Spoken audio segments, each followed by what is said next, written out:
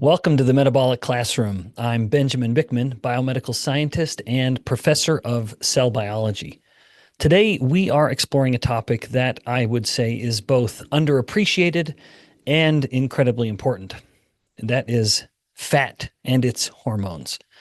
When most people, and probably you if you're being honest, think of fat tissue, they picture something inert, just a storage depot for extra calories, passively taking them in and passively letting them out. But fat is so much more than that. It's a dynamic endocrine organ, actively producing and releasing dozens of hormones that influence nearly every process in your body, sending distant signals from the fat to far-flung parts of the body. They affect various processes from how hungry you feel to how your blood vessels function. Fat tissue is a major player in cardiometabolic health.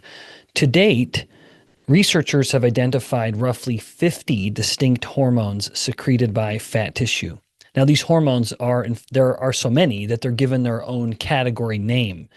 Adipokines, of course, deriving from the term adipose or adipocyte, which is the technical term for fat tissue or fat cells. Today, we'll focus on some of the most metabolically significant ones, including leptin and adiponectin, but also a cardiovascular relevant hormone, PAI1, along with a few others just to round out the picture to help you get a really firm idea as to how relevant fat tissue is with regards to its hormones and whole body health.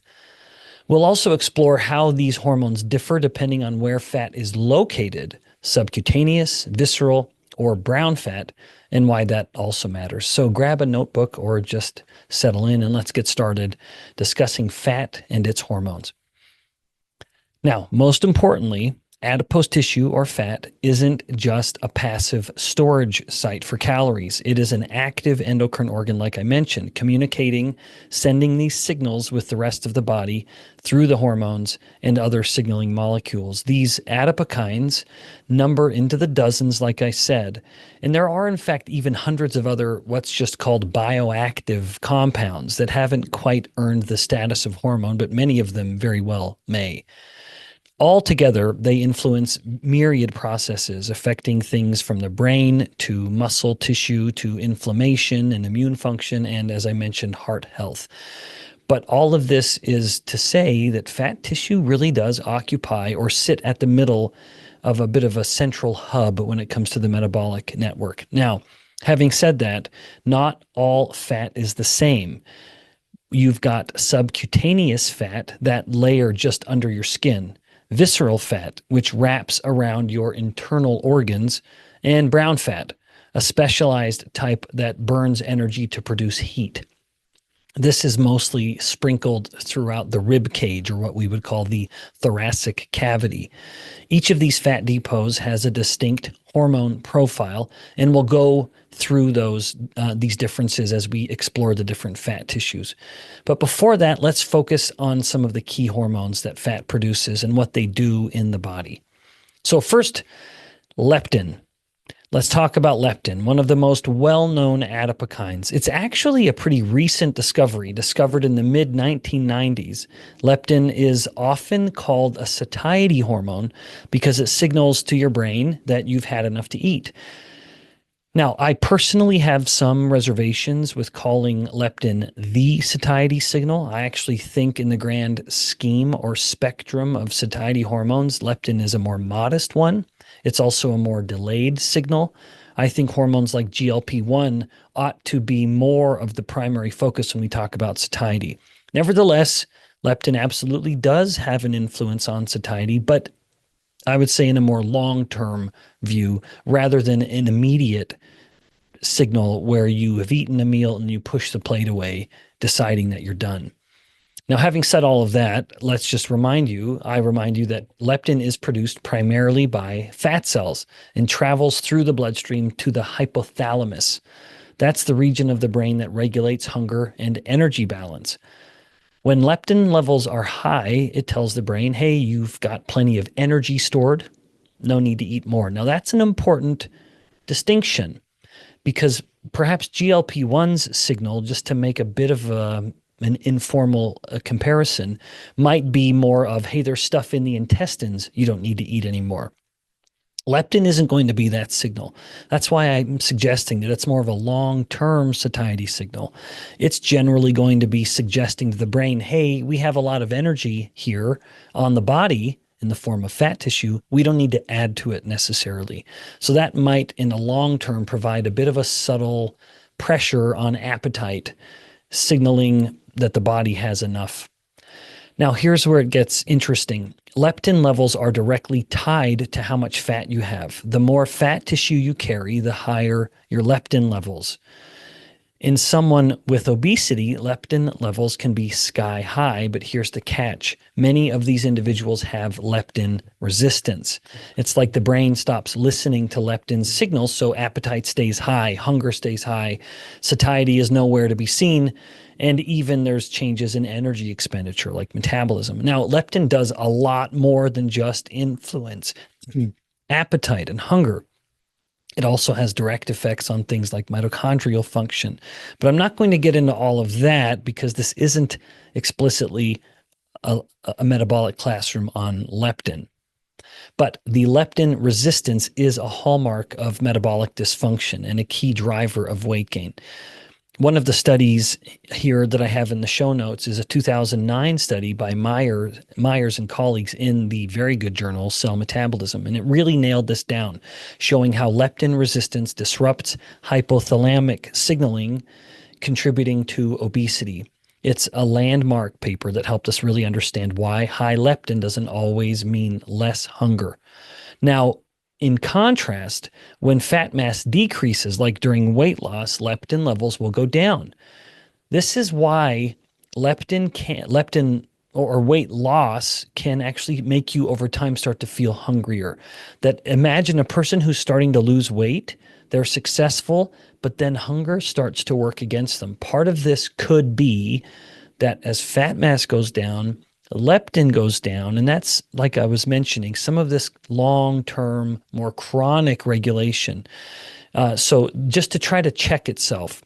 It is a survival mechanism, we would say, although we may also say that it begins to work against our efforts at weight loss. Now, a moment ago, I mentioned that leptin has effects that go well beyond regulating hunger and satiety. Let's focus on that a little bit as we transition into discussing leptin's differences across the two sexes, because there are meaningful differences. Women tend to have much higher levels of leptin than men, even when matched for body fat percent. Let me state that again. The easy thought there might just be, well, it's because women have more body fat than men do. Yes, by design, women do have more fat than men do on average. But even if it were the same body fat percentage, women will still have more. There's two reasons why this might be. First, women naturally carry more subcutaneous fat. That's the fat that produces more leptin than, say, visceral fat does. And men will have more visceral fat on average relatively than they do subcutaneous fat. So the difference in fat storage depot location between the two sexes would explain that. Now, second, estrogen levels, which are of course higher in women, increase leptin production. This can explain why women can sometimes report differing hunger patterns than men. All right. Now, one other point. Now that I've introduced the sex differences with regards to leptin, let's continue on that theme, because one other very important, and in fact, I argue the most important effect of leptin is how essential it is to fertility. What I mean by that is, if I could have rewritten and could rewrite all of the endocrine textbooks, all the endocrinology textbooks, I would not describe leptin as a satiety signal at all, or maybe mention it as a secondary effect, because there are other satiety signals, like I've mentioned GLP-1, and there are more than just that. But there is nothing that can make up for the loss of leptin when it comes to fertility. Now let's bring this back to fat. Insufficient body fat can lead to such low levels of leptin that you then have infertility. And in fact, people with leptin mutations, humans with leptin mutations who do not make leptin, yes, they will become very, very obese. very early. But at the same time, they are infertile. They will not ovulate or they will not produce functioning sperm. In fact, when we work with leptin deficient mice, we cannot breed them if they are what's called homozygous. If they have two mutations of the leptin gene, then they cannot reproduce. So the lack of leptin will result in women, it will halt ovulation, it will stop menstrual cycles, thereby preventing fertility. In men, there's a similar effect, albeit in the male categories, of reducing testosterone production and impairing sperm production. So altogether, if you have a body with inadequate fat mass and the female body is more sensitive to that loss, you have insufficient leptin, and then you effectively deprive the body of an essential fertility signal, and thus infertility follows.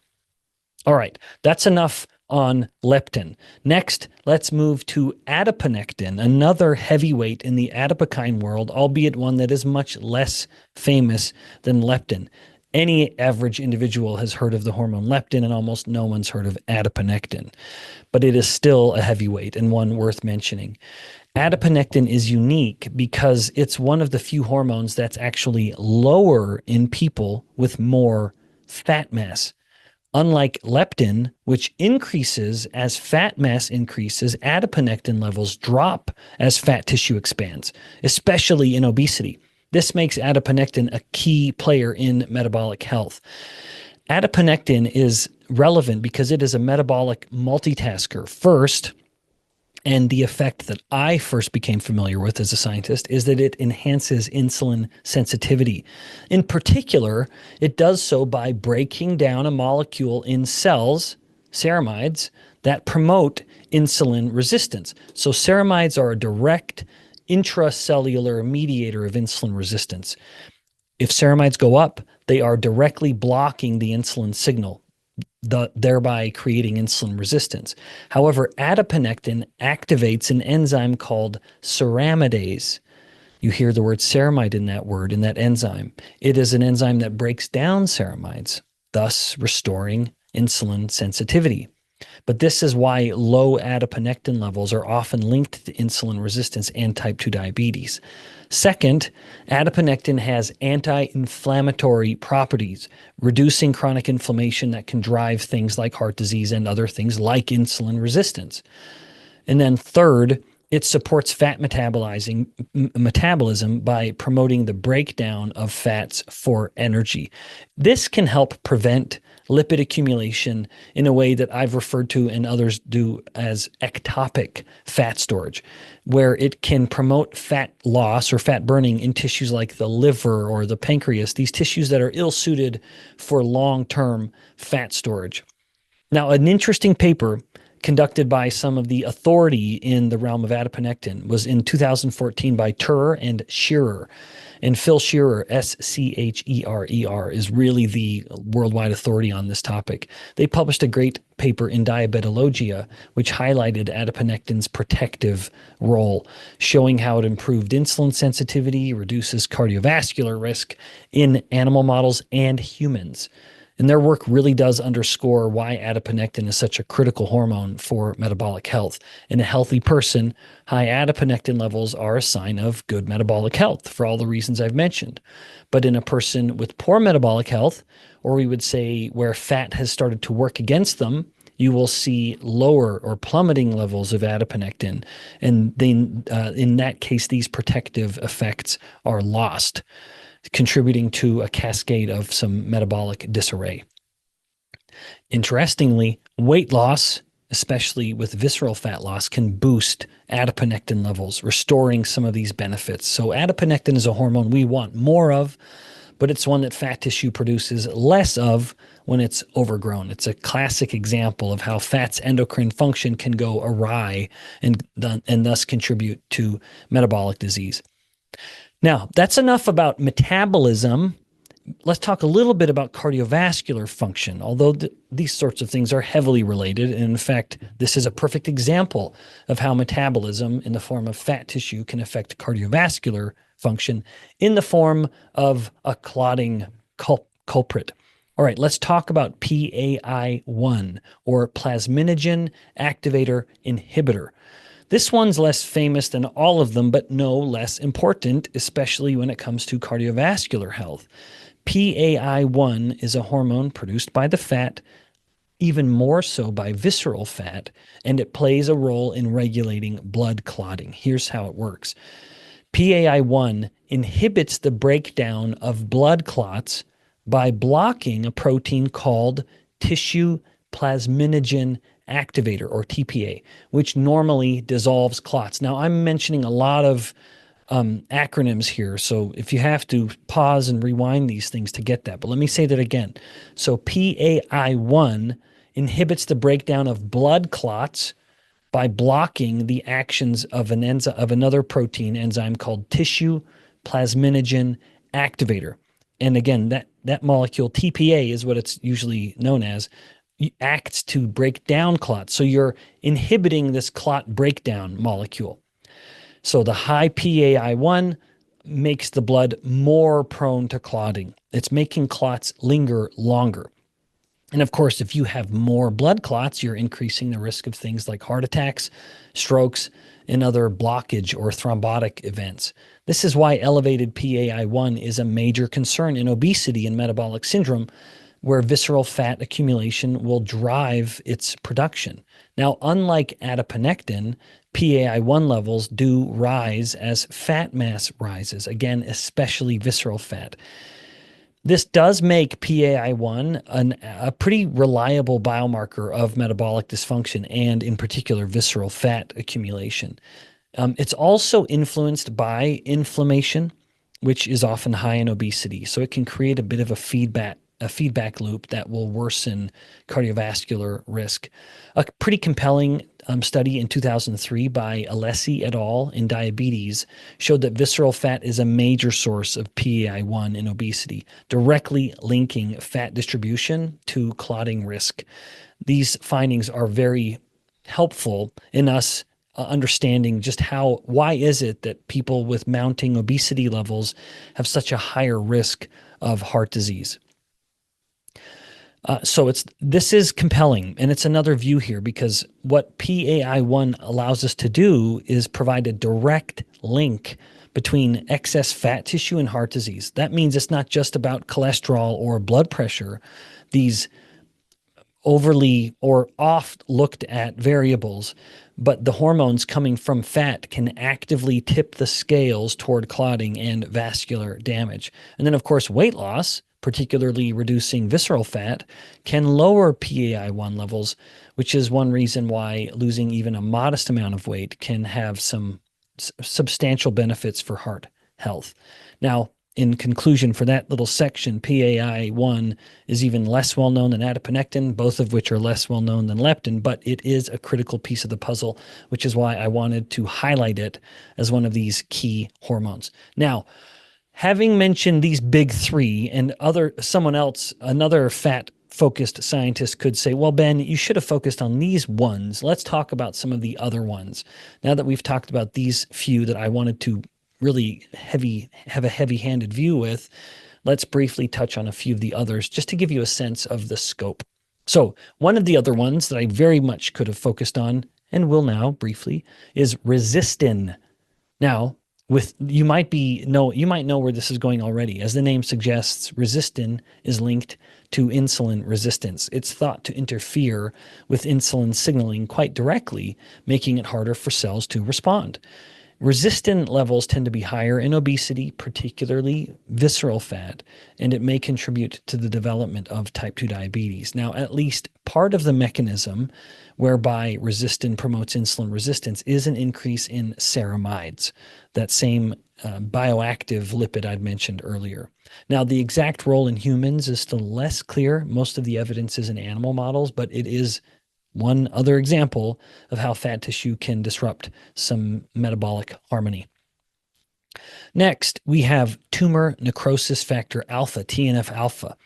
This is one of the more famous pro-inflammatory cytokines in the body in general, and one of the more famous ones produced by fat tissue. As an aside, if you'll allow me to share a personal indulgence, it's this finding that fat cells produce TNF alpha that first got me fascinated by fat tissue.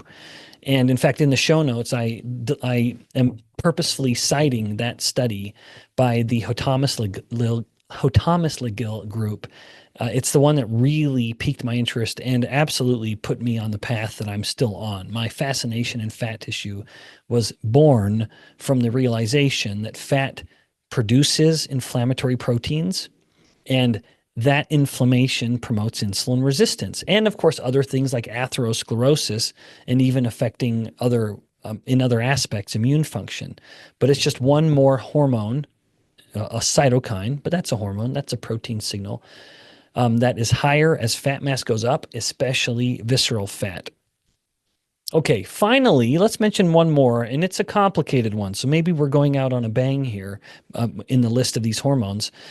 But I just want to mention it, just to perhaps suggest to you how complicated all of the endocrinology of fat tissue is. This one is angiotensinogen. That's a lot of syllables for one single hormone. Angiotensinogen. It's a precursor to a hormone called angiotensin 2. That's a hormone that regulates blood pressure. Now, fat tissue, particularly visceral fat, produces angiotensinogen, which can then act to raise blood pressure by constricting blood vessels and promoting the retention of sodium from the kidneys. So now we have another variable that's influencing heart health, whereas we have the PAI1 that's directly promoting the retention of clots, thereby increasing stroke risk and heart attack risk. Now we have this angiotensinogen production, which can act by promoting the stimulation of the renin-angiotensin-aldosterone system, which I've talked about before, but you can certainly look it up for more details. But the results of which will be to tell the blood vessels to narrow, to constrict, which is pressing in more, which would increase blood pressure, but also telling the kidneys to retain more sodium and water too, which is going to increase blood volume, once again increasing or contributing to a higher blood pressure. Now, these are just a handful of the roughly 50 adipokines identified so far. Okay, now let's shift gears and talk about brown fat for a minute, because it is a unique player in this story. Unlike white fat, like subcutaneous and visceral, brown fat is specialized for thermogenesis, meaning it burns energy to produce a different energy, heat. It's packed with mitochondria, which is actually what gives it its unique color. And as humans, we have more of it relatively as newborns. And then as adults, we start to lose it. However, we do retain small amounts, and we can activate it. We can activate the brown fat with, for example, cold exposure. Now, brown fat does produce some adipokines, and it's generally quite distinct. For example, brown fat secretes fibroblast growth factor 21, or FGF21. This is a hormone that will not only enhance fat burning throughout the body, but also improve insulin sensitivity. Also, brown fat can produce cytokines like TNF-alpha and some interleukins, but much, much less than you'd get by mass from other fat depots. Now, let's just talk, while there are other hormones, I want to just transition quickly into the thyroid role. It's a really fascinating aspect that brown fat plays a critical role in thyroid hormone metabolism, specifically in converting less active T4 into more active T3. So specifically, thyroxine, or T4, is the inactive form of thyroid hormone, while triiodothyronine, or T3, is the active form that drives all of the typical metabolic processes that we think of, from things like just body heat to the conductance of a signal along a neuron, helping things like reaction speed. Brown fat, it will expresses high levels of this enzyme that will mediate this conversion. And when brown fat is activated, say by cold exposure, the conversion ramps up significantly.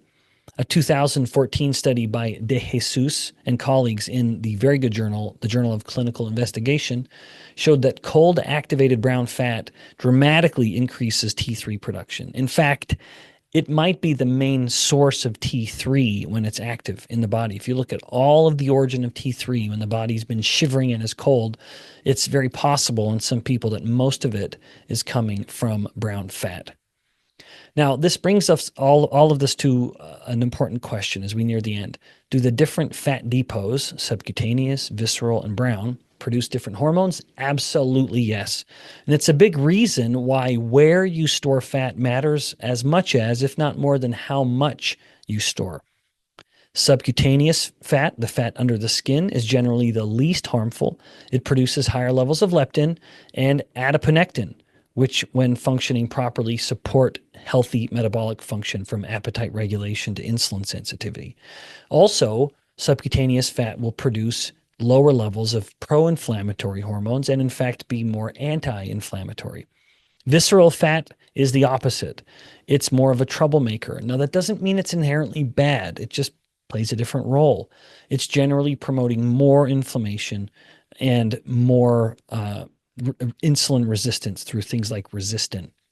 And then, of course, brown fat is much more involved in metabolically favorable hormones like FGF21 and the helping, if you will, with the conversion of thyroid hormone.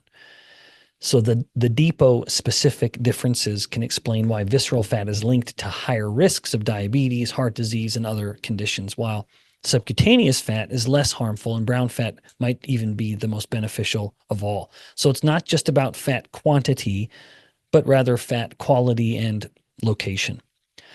All right, so what have you learned today?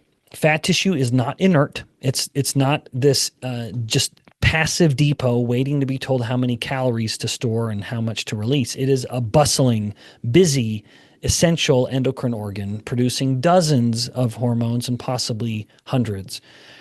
Endocrine textbooks from even a decade ago had no chapters devoted to fat tissue, but this is actively changing. I can state that as a professor who teaches a class in endocrinology. Now, we've covered some of the big players like leptin, adiponectin, PAI1, but also touching on some others like resistin, TNF-alpha, angiotensinogen, and many, many more that affect myriad immune, inflammatory, metabolic, and cardiovascular processes. The differences between the fat depots matter, but again, the location probably matters more than the overall amount. My hope is that you walk away from this episode appreciating the complexity of fat tissue. I have often said that as a fat scientist, I'm a great defender of fat, that very much our view too often is one of vilifying fat tissue, and I just want to provide some nuance in its defense. It is more than just about aesthetics or energy storage. Fat tissue is a key regulator of metabolic health via its effects on the overall endocrine system. So next time you hear someone dismissing fat as just some extra weight, I hope you'll share a little bit of what you've learned today and maybe join me in defending fat tissue a little more vigorously than people do. Thanks for joining me today in the Metabolic Classroom. If you've enjoyed the episode, please share it with someone who's interested in fat tissue and even endocrinology, and join me next time. Until then, more knowledge, better health.